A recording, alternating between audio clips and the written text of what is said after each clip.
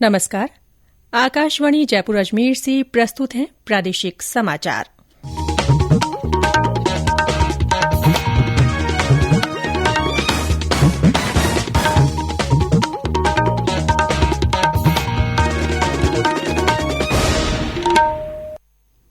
समाचारों के साथ मैं रितिका गुप्ता।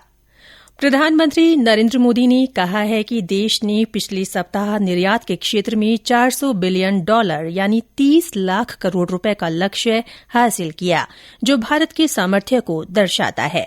आज आकाशवाणी से मन की बात कार्यक्रम में उन्होंने कहा कि दुनिया भर में भारत से बनी चीजों की मांग बढ़ रही है, यानी भारत की आपूर्ति चेन दिनों दिन मजबूत हो रही है।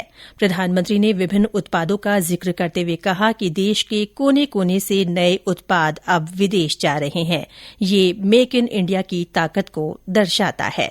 यह लिस्ट बहुत लंबी है और जितनी लंबी ये लिस्ट है उतनी ही बड़ी मेक इन इंडिया की ताकत है, उतना ही विराट भारत का सामर्थ्य है। और सामर्थ्य का आधार है हमारे किसान, हमारे कारीगर, हमारे बुनकर, हमारे इंजीनियर, हमारे लघु उद्यमी, हमारा एमएसएमई सेक्टर। ये सब इसकी सच्ची ताकत है। इनकी मेहनत से ही $400 बिलियन के एक्सपोर्ट का लक्ष्य प्राप्त हो सका है। जब एक एक भारतवासी लोकल के लिए वोकल होता है, तब लोकल को ग्लोबल होते देर नहीं लगती है। आइए लोकल को ग्लोबल बनाएं और हमारे उत्पादों की प्रतिष्ठा को और बढ़ाएं।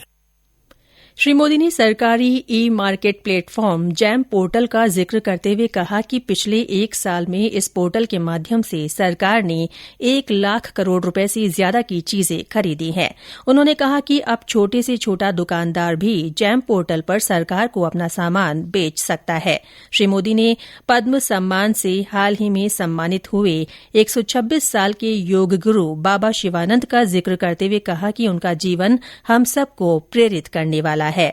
प्रधानमंत्री ने कहा कि पूरे विश्व में स्वास्थ्य को लेकर आयुर्वेद और योग के प्रति लोगों का रुझान बढ़ता जा रहा है। आयुष इंडस्ट्रीज का बाजार भी 6 साल में 22,000 करोड़ रुपए से बढ़कर 1,40,000 करोड़ रुपए के आसपास पहुंच गया है। उन्होंने आयुष के क्षेत्र में स्टार्टअप्स का जिक्र करते हुए कपिवा स्टार्टअप के बारे में बताया। प्रधानमंत्री ने देश के विभिन्न क्षेत्रों में स्वच्छता की दिशा में काम कर रहे लोगों के योगदान की प्रशंसा करते हुए कहा कि हमें उन सभी से प्रेरणा लेनी चाहिए। श्री मोदी ने जल संरक्षण के महत्व पर जोर देते हुए कहा कि जिस तरह देश के बच्चों ने स्वच्छता को एक आंदोलन बनाया, वैसे ही वे जल योद्धा बनकर पानी बचाने में भी मदद कर सकते हैं। पानी की एक एक बूंद बचाने के लिए हम जो भी कुछ कर सकते हैं जरूर करना चाहिए। पानी की रिसाइकलिंग पर भी हमें उतना ही जोर देते रहना है। घर में इस्तेमाल किया हुआ जो पानी गमलों में काम आ सकता है, गार्डनिंग में काम आ सकता है, वो जरूर दोबारा इस्तेमाल किया जाना चाहिए। थोड़े से प्रयास से आप अपने घर में ऐसी व्यवस्थाएं बना सकते हैं। रहीमदास जी सदियों पहले कुछ मकसद से ही कहकर गए हैं कि रहमन पानी राखिए, बिन पानी सब सुन। और पानी बचाने के इस काम में मुझे बच्चों से बहुत उम्मीद है। स्वच्छता को जैसे हमारे बच्चों ने आंदोलन बनाया, वैसे ही वो वाटर वॉरियर बनकर पानी बचाने में मदद कर सकते हैं। प्रधानमंत्री ने आजादी का अमृत महोत्सव के तहत 23 मार्च को शहीद दिवस पर आयोजित हुए समारोह का जिक्र करते हुए कहा कि इस दिन उन्हें कोलकाता के विक्टोरिया मेमोरियल में बिप्लोबी भारत गैलरी के लोकार्पण का अवसर मिला।